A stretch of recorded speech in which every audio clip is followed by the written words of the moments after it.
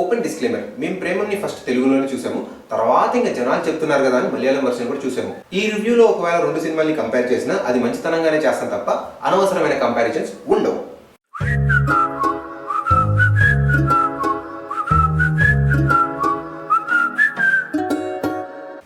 చేతు చేసే one more remake cinema చూసాము స్ట్రైట్ గానే అద్భుత ప్రేమం.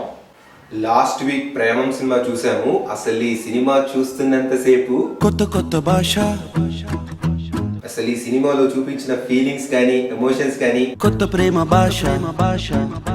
ఒక్క ముక్కలో ఈ సినిమా గురించి చెప్పాలంటే, నీకు నాకు మధ్య సార్ అసలు మీ బాధ ఏంటి సార్? మిమ్మల్ని ఎవరు పిలిచారు ఇప్పుడు? సడన్ గా స్క్రీన్ లోకి వచ్చేస్తారేంటి? నన్ను ఎవరు చెప్పనివచ్చు కదా.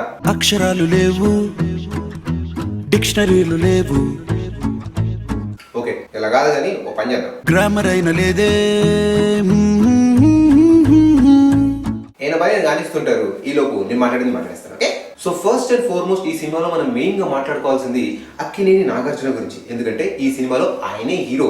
ఏజ్ కి తగ్గట్టుగా ఒక తండ్రి పాత్ర పోషిస్తూ తన కొడుకు లవ్ స్టోరీస్ ని దగ్గరుండి చూసి ఎలాగైనా తన కొడుకు లవ్ లో గెలవాలని తపన పడిపోయే పాత్ర వేయాలి. టైటిల్స్ పడే దగ్గర నుంచి క్లైమాక్స్ లో ఎండ్ టైటిల్ పడేంత వరకు సినిమా మొత్తం మన నాగార్జున వినిపిస్తూనే ఉంటాడు. అసలు ఇంత ఇన్నోవేటివ్ గా ఒక సినిమాకి హీరోగా యాక్ట్ చేయాలనుకున్న నాగార్జున డెసిషన్ మాత్రం సూపర్. అసలు హలో రే రే రే రే వంశీ, ఏం మాట్లాడుతున్నారు? ఏంటి భయ్యా? ఏంటి నాగ చైతన్య హీరోనా? నాగార్జున కదా? అరే అసలు మైండ్ లో ఏ థాట్ వస్తుంది మాట్లాడేటవేనా? ఒక్క నిమిషం భయ్యా, ఏదో చిన్న కన్ఫ్యూజన్ ఉంటుంది. ఈలో మీరు ఆశలెన్ని ఉన్నా, కోరికంత ఉన్నా,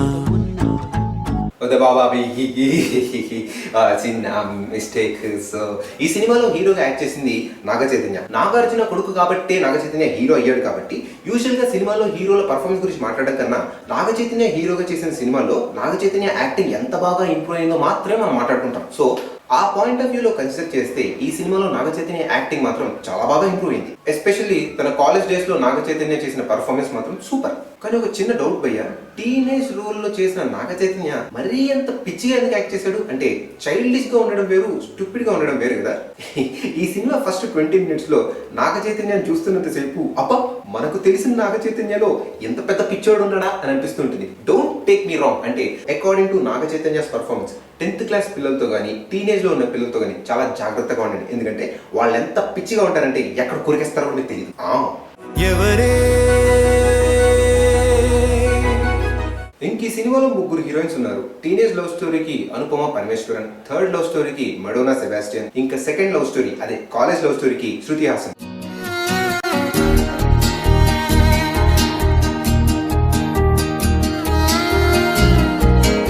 We'll talk about that later. First and last heroine ఏదో ఉండడానికి 2 పాటలు, చెప్పడానికి 2 డైలాగులతో స్టోరీని ముందు కంటిన్యూ చేయడానికి మాత్రమే స్క్రీన్ మీద ఉంటారు. కానీ వాళ్ళు స్క్రీన్ మీద ఉన్నంతసేపు సినిమా చాలా ఫ్రెష్ గా ఉంటుంది. వాళ్ళ రోల్స్ ని పర్ఫెక్ట్ గా జస్టిఫై చేస్తూ వాళ్ళకి ఇచ్చిన స్కోప్ లోనే చాలా బాగా పర్ఫామ్ చేశారు. ఇంకా శృతి హాసన్ విషయానికి వస్తే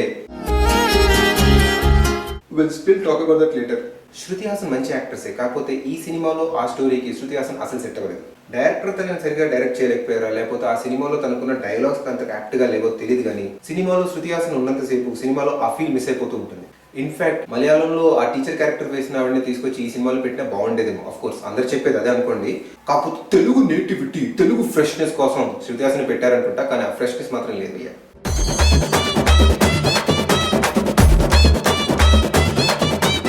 ఒక యూత్ఫుల్ సినిమాలో ఉండాల్సిన క్యారెక్టర్ ఆర్టిస్టులు అందరూ ఈ సినిమాలో ఉన్నారు. ఎస్పెషల్లీ హీరో పక్కన ఫ్రెండ్స్ గా యాక్ట్ చేసిన వాళ్ళు మాత్రం వాళ్ళు స్క్రీన్ మీద ఉన్నారు కాబట్టి మనం నాగ చైతన్యని పెద్దగా కాన్సన్ట్రేట్ చేయం కాబట్టి ఆ సీన్స్ అన్ని అద్భుత.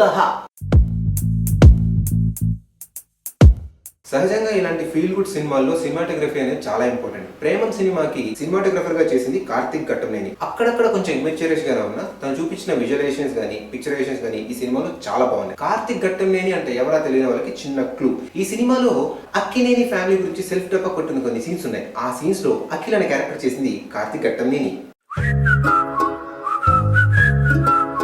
ఈ సినిమాలో స్టోరీ, యాక్టర్స్ వాళ్ళు ఇచ్చిన పర్ఫార్మెన్సెస్ ఒక ఎత్తు అయితే ఈ సినిమాకి బ్యాక్గ్రౌండ్ స్కోర్ గానీ మ్యూజిక్ గానీ ఇంకో ఎత్తు భయ్యా. ఒంటి చేత్తో మ్యూజిక్ ఈ సినిమాని హిట్ టాప్ వైపు అలా సునాయాసంగా తీసుకెళ్లిపోయింది. So Gopi Sundar and Rajesh Murugesan good job, super and thank you. సినిమాలో మ్యూజిక్ మాత్రం అదిరిపోయింది. అసలు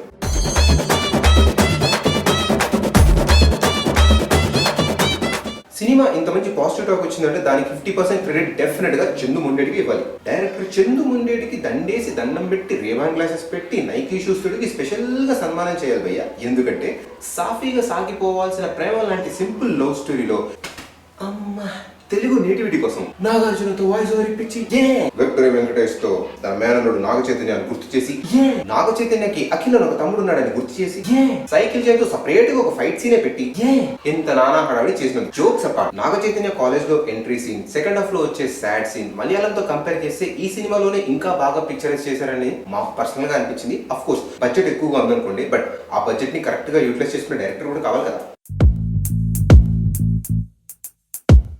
16 ఏళ్ల వయసు నుంచి 28 ఏళ్ళు వచ్చేంత వరకు విక్రమని చలాకీగా కూల్ గా తిరిగే కుర్రాడు తన లైఫ్ లో చేసిన ప్రేమ ప్రయాణమే ప్రేమ స్టోరీ.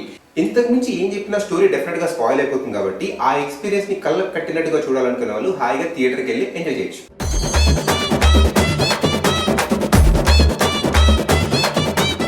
ఈ సినిమాలో నాగ చైతన్య కాలేజ్ వయసుకు వచ్చేసరికి స్లో మోషన్ తో మంచి స్టైలిష్ గా ఎంట్రీ ఇస్తాడు భయ్య. ఆ బిట్ మొత్తం సినిమాకి బిగ్గెస్ట్ హైలైట్. సెకండ్ హాఫ్ లో శృతి హాసన్ కోసం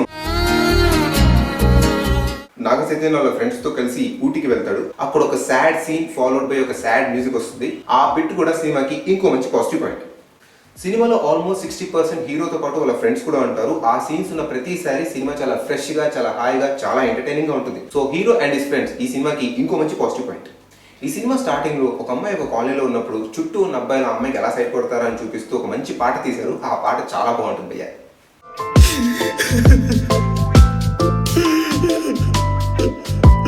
హ్యాపీగా ఫీల్ గుడ్ సినిమాలో సాగిపోతున్న టైంలో సడన్ గా అక్కినేని ఫ్యామిలీ వాళ్ళ సెల్ఫ్ టప్పా సీన్స్ కొన్ని పెట్టారు భయ్య. ఆ సీన్స్ వచ్చిన ప్రతిసారి మనకు కొంచెం చిరాగ్గా అనిపిస్తూ ఉంటుంది. మనం ఏం కంగారు పడాల్సిన అవసరం లేదు. మొన్నటి వరకు ఎన్టీఆర్, చిరంజీవి వాళ్ళ ఫ్యామిలీ మా తాత, మా నాన్న, మా బాబాయ్, మా మామయ్య అనుకుంటూ కూర్చున్నారు. ఇప్పుడు కొత్తగా అక్కినేని ఫ్యామిలీ యాడ్ అయిందనమాట. ఇంకో 2-3 సినిమాల్లో ఇలానే కంటిన్యూ చేస్తే మనకు కూడా అలవాటైపోద్ది. శృతి హాసన్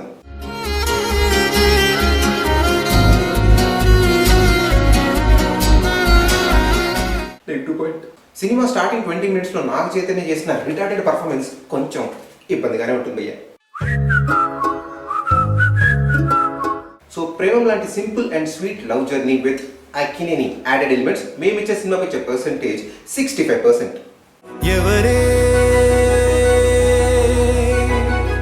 సినిమాలో నాగ చైతన్య తనకు తెలియకుండానే ఒక మంచి డైలాగ్ చెప్తాడు. అదేంటంటే అవకాశం ఇచ్చినప్పుడు దాన్ని కరెక్ట్ గా యూటిలైజ్ చేసుకునే వాళ్ళు ఎక్కడికో ఎదిగిపోతారు, అదే అవకాశం ఇచ్చినప్పుడు రిలాక్స్ అయిపోయే వాళ్ళు అక్కడే మిగిలిపోతారు అని. ఇలా నిజాయితీగా ఒప్పుకునే వాళ్ళు కూడా నిజంగా మెచ్చుకోవాలి భయ్య. వేరే వేరే భాషల్లో మంచి మంచి సినిమాలు వస్తున్నంత కాలం నాగ చైతన్య కెరియర్ కి వచ్చిన ప్రాబ్లం ఏమీ లేదు. ఆ సినిమాలన్నింటినీ హ్యాపీగా రీమేక్ చేసి తెలుగు ప్రేక్షకులకి ఇలాంటి మంచి మంచి సినిమాల్ని పరిచయం చేస్తే మనం కూడా హ్యాపీగా చూసి ఎంజాయ్ చేద్దాం. And finally Shruti Haasan.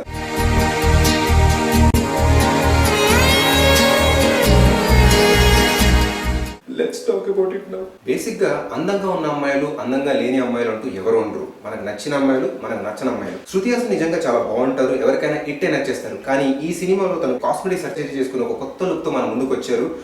అది బాధాకరం. ప్లాస్టిక్ సర్జరీ అంటే స్కిన్ బర్న్ అవుతేనో లేకపోతే బాడీలో ఏమైనా డిఫెక్టివ్ పీస్ ఉంటే సర్జరీ చేయించుకోవడంలో మీనింగ్ ఉంది. కానీ మరీ అందంగా కనిపించడానికి కూడా కాస్మెటిక్ సర్జరీస్ ఎందుకు మేస్తారు? అఫ్ కోర్స్ అది ఎలాగో తన చాయిస్ అనుకోండి. అందంగా ఉండడం అంటే తెల్లగా ఉండడం కాదు అని ఫెయిర్ అండ్ లవ్లీకి అగేన్స్ట్ గా ఎలాగైతే ఒక మూవ్మెంట్ స్టార్ట్ అయిందో అలాగే ఒక sincere request to all guys, me friends, girl friends, lovers, wife, అక్కలు, చెల్లెళ్ళు ఎస్పెషల్లీ అందంగా కనిపించడానికి కాస్మెటిక్ సర్జరీని ఎఫర్ట్ చేయగల అమ్మాయిలందరూ ఎవరైతే ఉంటారో వాళ్ళ చుట్టూ ఉన్న ఫ్యామిలీ మెంబర్స్ అండ్ అబ్బాయిలు ప్లీజ్ రోజుకి అట్లీస్ట్ 2 times అయినా వాళ్ళు చాలా అందంగా ఉంటారని పొగడండి. We have to save those natural beauties. ఎందుకంటే ఎవ్రీ ఉమెన్ ఇస్ బ్యూటిఫుల్.